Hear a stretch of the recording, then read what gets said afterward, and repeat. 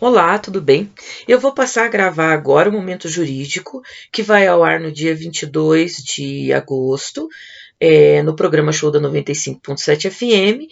Então, nós vamos conversar a respeito da MP 1045 e as alterações que ela trouxe, para além do que era a sua redação original, né, com o aumento de mais de 60 artigos, né, e os impactos dessas alterações. Nós vamos fazer aí 2 ou 3 conversas a respeito dessa medida provisória, aí nos próximos 2 ou 3 domingos, tá? Já vou começar a gravar, só um momento.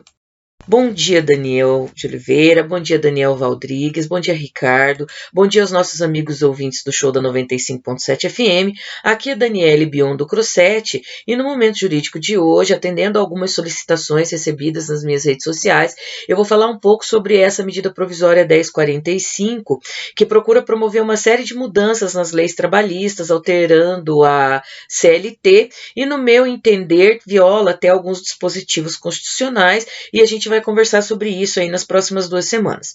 Primeiro é bom entender o que é uma medida provisória. As medidas provisórias são normas com força de lei editadas pelo presidente da República em situações de relevância e urgência. Apesar de produzir efeitos jurídicos imediatos, as medidas provisórias precisam de posterior apreciação das casas do Congresso Nacional, da Câmara e do Senado, para se converter definitivamente em lei ordinária. O prazo inicial de vigência de uma medida provisória é de 60 dias e é prorrogado automaticamente por igual período, então quer dizer, ela vai viger ali por 120 dias, caso não tenha a sua votação concluída nas 2 casas do Congresso Nacional. Se não for apreciada em até 45 dias, contados da sua publicação, entra em regime de urgência, paralisando todas as outras deliberações legislativas da Casa, enquanto ela estiver tramitando. Eu já tinha falado lá em abril da MP 1045, quando ela foi editada, mas nessa ocasião a MP versava só sobre o programa emergencial de manutenção de emprego e renda, suspensão dos contratos de trabalho, redução da jornada de trabalho e de salário proporcional. No entanto, a MP teve o texto que teve esse texto aprovado, que passou na primeira casa, foi acrescida de mais de 60 artigos. Alguns alteram drasticamente alguns direitos dos trabalhadores em algumas medidas que ela prevê. Como a medida provisória é muito extensa, né, foram incluídos aí mais de 60 artigos, eu vou falar hoje de 2 mudanças que vão impactar ainda mais na vida dos trabalhadores brasileiros para além da reforma trabalhista de 2017. A criação do PRIORE, Programa Primeira Oportunidade e Reinserção no Emprego, e outras mudanças que dificultam também o acesso da concessão de justiça gratuita para os trabalhadores nos processos trabalhistas. Vai alterar ou busca alterar o artigo 790 da CLT. Na semana que vem, daí eu vou conversar sobre o regime especial de trabalho incentivado, qualificação e inclusão produtiva e do Programa Nacional de Prestação de Serviço Voluntário. Pelo PRIORE, que é esse que nós vamos falar um pouquinho hoje, o programa para pessoas entre 18 e 29 anos de idade, para o seu primeiro registro em carteira de trabalho, ou pessoas acima de 55 anos que já estão há mais de 12 meses sem um vínculo de emprego formal. A remuneração não pode, nos casos de quem for contratado pelo PRIORE, ser maior do que 2 salários mínimos. O prazo pode ser de até 24 meses, é um contrato por tempo determinado. Não se aplica no PRIORE o artigo 451 da CLT, ou seja, se for prorrogado por mais de uma vez, esse contrato não passa a ser um contrato por prazo indeterminado. Se for ultrapassado o prazo desse contrato do PRIORE de 24 meses, esse contrato deixa de fazer parte desse programa e passa a vigorar a partir desse terceiro ano, e do início desse terceiro ano, após os 24 meses, nos termos do contrato de trabalho convencional da CLT. Mas até então, esses 24 meses, ele vai ser um contrato PRIORE e não um contrato padrão CLT, certo? No fim do mês, junto com o salário pelo PRIORE, o contratado vai receber 1/12 do 13º e 1/12 do terço de férias. Então, quer dizer, lá no final do ano ele não vai receber o 13º e nas férias ele não vai receber o terço de férias, ele vai receber isso 1/12 por mês. A indenização do FGTS, sabe aquela multa quando ocorre a demissão sem justa causa, que é de 40%, que o empregador precisa fazer o depósito? Pois é, no caso do Priori, ela não é de 40%, ela vai ser de 20%, e também pode ser paga parceladamente mês a mês, porque independente da forma em que o trabalhador for desligado, ele vai ter que pagar essa multa do FGTS. Nesse importe de 20%. Então, ele pode parcelar durante todo o prazo do contrato, esses 20% é calculado em cima do fundo de garantia. O pagamento da indenização do FGTS pode ser feito, esse parcelamento, por um acordo individual entre o trabalhador e o empregador, independe de intervenção de sindicato ou de acordo coletivo. É uma negociação entre as partes. Mais um detalhe, o percentual do fundo de garantia para os contratos CLT normais é de 8%, todo mês recolhe, forma-se o fundo de garantia. Para o contrato Priori, o fundo de garantia vai variar de 2% a 6% de acordo com o porte potencial da empresa. Se for uma microempresa, por exemplo, no contrato Priori ela vai recolher só 2% de fundo de garantia. Se for uma empresa de grande porte, ela vai recolher no máximo até 6%. O Priori também não dá direito à indenização do 479 da CLT. Essa indenização determina que o empregador, no contrato por prazo determinado, se ele dispensa o empregado contratado antes do término desse contrato, ele é obrigado a pagar uma indenização de metade da remuneração que o empregador teria direito até o final desse contrato.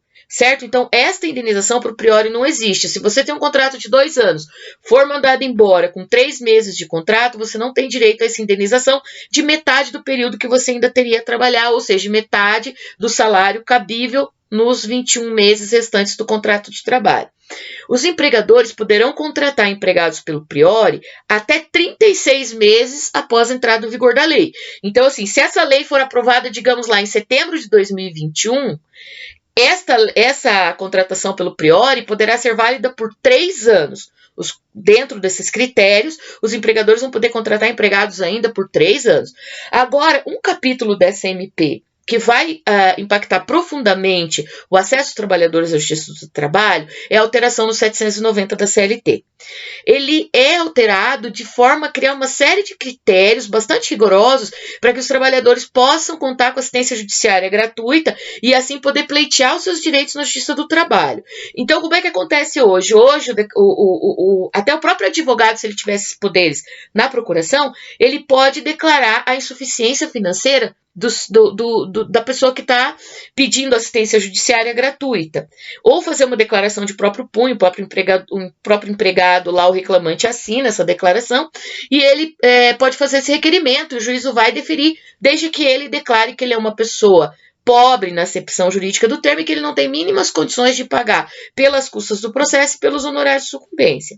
Pois bem, as alterações eu vou ler literalmente para vocês. Parágrafo 3º. Terá direito ao benefício da justiça gratuita a pessoa pertencente à família de baixa renda, que seja entendida assim, aquela com renda familiar mensal per capita de até meio salário mínimo. Ou aquela com renda familiar mensal de até 3 salários mínimos, pessoa física que durante a vigência do contrato de trabalho mais recente, ainda que esse não esteja mais vigente, recebeu salário igual ou inferior a 40% do limite máximo dos benefícios do regime da Previdência Social. Depois, lá nas nossas redes sociais, lá no @BeyondCrosset Advogada, eu vou calcular esse valor e vou colocar lá no texto esse valor para vocês. A prova da condição de que trata esse inciso que fala do benefício, do deferimento do benefício da assistência judiciária gratuita, não pode mais ser realizada só por termo assinado. Ela tem que ser realizada por meio da apresentação pelo autor do comprovante de habilitação em cadastro oficial do governo federal, instituído para programas sociais, não bastando a mera apresentação de declaração de insuficiência de recursos para o pagamento das custas e honorários do processo. Então, quer dizer, você pode ter essa isenção, em tese, se você for lá beneficiário do Bolsa Família, sua renda for baixíssima, a prova da condição de que trata o inciso 2, parágrafo 3º dessa lei, incumbirá a parte requerente do benefício. Então, a prova vai ter que ser feita pelo empregado que está pedindo acesso à justiça, não bastando a apresentação da declaração de hipossuficiência, como eu tinha falado antes. Então, o critério está muito mais rigoroso. E ainda, a responsabilidade pelos pagamentos honorários de sucumbência é da parte total ou parcialmente sucumbente. Então, se você declinar, perder alguns pedidos, você vai ter que pagar os honorários de sucumbência proporcionais, independente de você ser beneficiária da justiça gratuita, tá? Meus amigos e minhas amigas, a CLT é uma lei de 1943 e ela foi alterada em 2017 lá com a promessa de fomentar a empregabilidade. A gente viu que isso não aconteceu, não aumentou o número de empregos, né? O desemprego só aumenta. Essas adulterações ocorridas nessa MP, que originalmente nem tinha essa função, inserindo 60 artigos que são verdadeiros jabutis. Você sabe o que é um jabuti?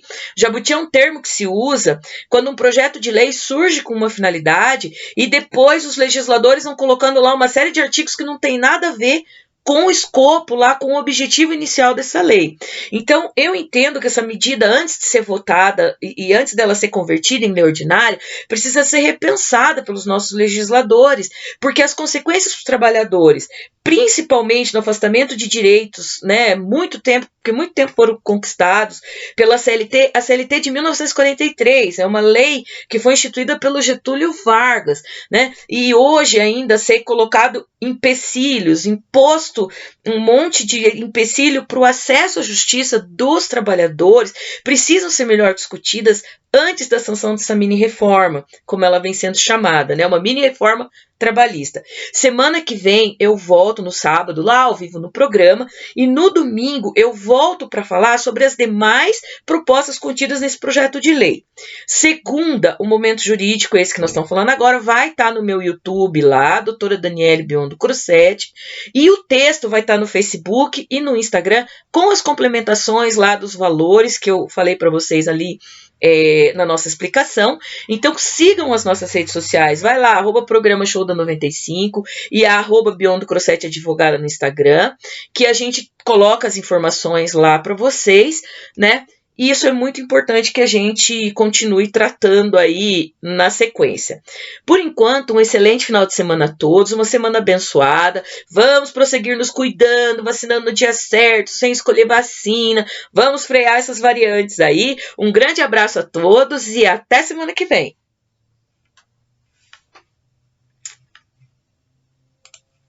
Até semana que vem, gente.